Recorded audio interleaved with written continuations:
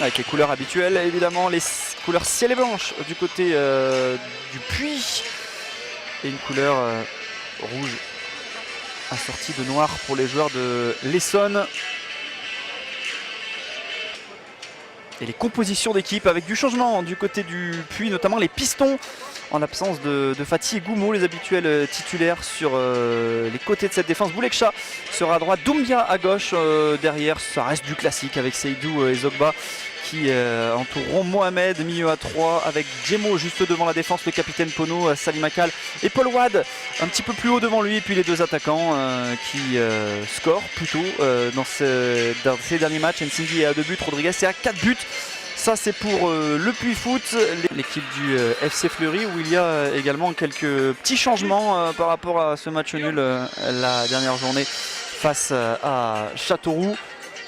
A priori on va à nouveau partir sur un 4-4-2, mais exit Karamoko notamment derrière, c'est Vogt qui prend cette place. Colombo lui reste dans cette défense à 2, Lambez et Jean-Pierre sur les côtés, Lefebvre le capitaine avec Hervieux à la récupération. Et puis un quatuor offensif avec Leméoté, Béliard sur les ailes et Kevin Farad, le troisième meilleur buteur du championnat, avec Lavigne pour animer l'attaque francilienne. Et c'est parti ici entre le Puy et Fleury, deux promus qui ne perdent plus depuis plus de 2 mois en championnat et qui peuvent se rapprocher du podium ce soir. Salim Akal, un premier ballon en profondeur pour Nsingui, peut-être la première situation. Nsingui face au gardien, Nsingui, le petit ballon piqué, la superbe sortie de Gaël Alette. Le premier duel entre Plamedi Nsingui et Gaël Alette qui tourne à l'avantage du portier de la meilleure défense de ce championnat de N1. Une nouvelle fois inlassablement sur la cage de Carvalho, le petit ballon piqué de Leméoté. Oh, la première reprise et frappe intéressante, elle était pour le capitaine Grégoire Lefebvre qui a été idéalement servi sur cette petite balle piquée. C'est Doux qui est passé. Intervention là de Hervieux, le ballon en profondeur là pour Farad qui va pénétrer dans cette surface de réparation. Farad la frappe et la parade de Mathis Carvalho, la première vraie belle situation pour les Franciliens à la demi-heure de jeu tout pile, et ce ballon parfaitement donné par Hervieux pour Kevin Farad. Mohamed, Boulekcha. Oh, ça c'est bien fait, la petite remise avec Djemo qui va pénétrer dans cette surface de réparation. Djemo peut-être pour l'ouverture du score, le centre. Oh, c'est bien fait, ce sauvetage sublime. Il est sublime ce sauvetage. Alors est-ce que c'est Colombo? Non, c'est Stéphane Lambez, le sauvetage qui voit un but là du côté du FC Fleury. Doumbia. Rodriguez en une touche. Oh, c'est bien fait ça, le ballon en profondeur, il n'y a pas de hors-jeu. Salim Akal, la frappe croisée, ça passera à côté et le drapeau s'est levé finalement. Un peu à retardement, mais il s'est levé, pas de regret pour Salim Akal qui avait de toute façon trop croisé sa frappe. Il finit mieux à la mi-temps qu'il n'avait commencé, Nsingui qui va même gratter la faute. Non, ce sera la mi-temps, 0 partout entre Pono et Francilien. Il ne s'attendait pas à ce que ce ballon soit contré. Le corner joue à nouveau en 2 temps, le centre, attention le coup de billard, ça a touché deux jambes, mais ça a terminé dans les bras de Gaël Alette.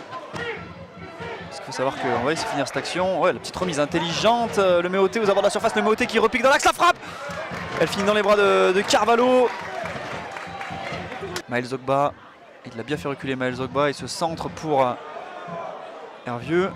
Farad qui remet Hervieux, la frappe d'Hervieux, oh, le but, la lunette qui est nettoyée là par Lou Hervieux sur cette remise hyper intéressante de Kevin Farad, et il a absolument rien pu faire cette fois-ci Mathis Carvalho sur ce ballon sublime qui vient se loger sous la barre transversale à l'heure de jeu.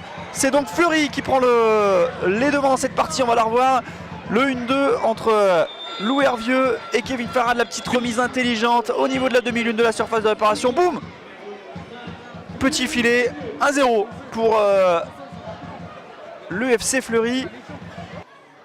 En profondeur pour quel duel là, entre les deux hommes. Il est passé cette fois-ci, Nsingui qui rentre dans cette surface de réparation, Nsingui qui crochette, penalty. Eh oui, on l'a vu venir d'ici. On l'a vu venir à des kilomètres ce penalty. Il a mordu dans la feinte Freddy Colombo. Explications de M. Zolota, ou plutôt rappel pour dire à Alette de rester sur sa ligne. Le duel, Gaël Alette face à Clément Rodriguez, peut-être pour son 5e but. C'est parti et c'est au fond. Le 5e but cette saison pour Clément Rodriguez qui n'a pas tremblé sur penalty, qui remet les deux formations à égalité sur ce penalty obtenu par Plamedy Nsingui. Le Puy revient à un partout, il reste 18 minutes dans cette partie. Est-ce que l'une d'elles va finir par craquer? Le centre au second poteau pour Nsingui, le contrôle d'Nsingui dans la surface, le centre-tir d'Nsingui s'est dégagé. Zogba, le ballon pour Akal. Ah, je vous parlais de l'état de la pelouse là, si c'est un synthétique ou un billard, probablement que Salim Akal reprend un peu mieux ce ballon. Change de pied avec Bouleksha loin devant à destination de Adélaïde. Belle intervention là de Quentin Vogt.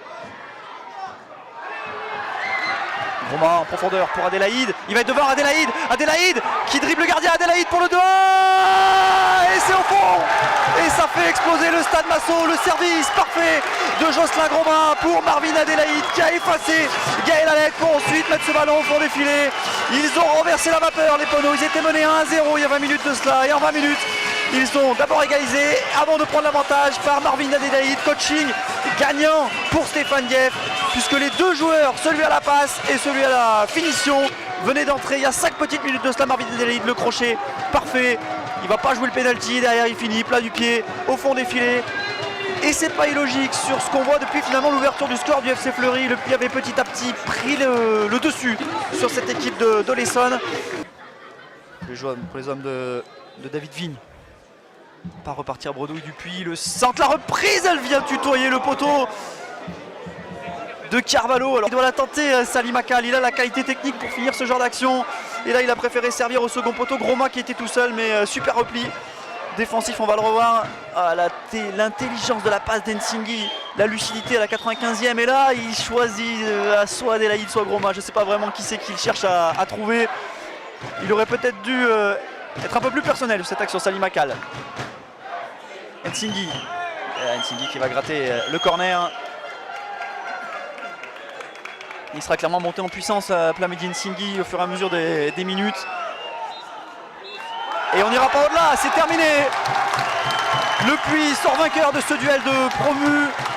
Ce duel de surprenant promu, puisque le vainqueur, s'il y en avait un, en l'occurrence le Puy, va se rapprocher un peu plus du podium de ce championnat national. 4 unités d'écart avec le podium avant ce match.